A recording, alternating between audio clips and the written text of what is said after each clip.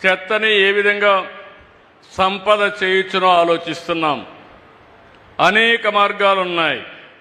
ఇంటి దగ్గరనే చెత్త నుంచి కాంపోస్ట్ తయారు చేయడం, అదే మరి ఒకేసారి వాడే ప్లాస్టిక్ నిషేధం చేయడం, ఈ వేస్ట్ని ఏ విధంగా మేనేజ్ చేయాలో రీసైక్లింగ్ పంపేయడం, ఇవన్నిటికీ ఒక ఆలోచన విధానాన్ని తీసుకొచ్చాం.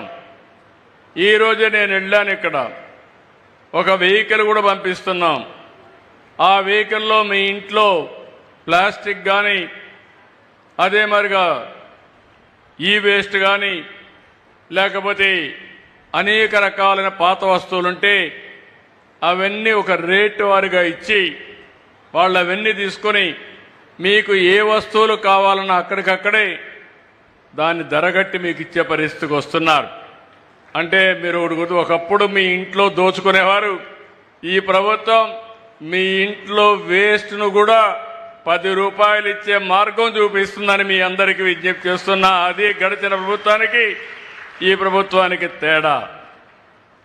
ఈరోజు పెద్దాపురంలో తొందరలోనే మన మిత్రులు చెప్పారు, 15 మెగావాట్ల సామర్థ్యంతో 330 కోట్లతో వేస్ట్ ఎనర్జీ ఈ జిల్లాలో ఉండే అన్ని మున్సిపాలిటీలు వచ్చి చెత్తంతా తీసుకొచ్చి అందులో నుంచి కరెంటు ఉత్పత్తి చేయబోతున్నాం.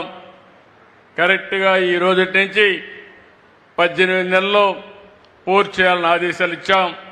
మన వాళ్ళు 2 ఏళ్ళు అంటున్నారు, కానీ నేను 18 నెలల్లోనే పూర్తి చేయాలని చాలా స్పష్టంగా ఆదేశాలు ఇచ్చామని చెప్పి కూడా నేను మీకు తెలియజేస్తున్నా.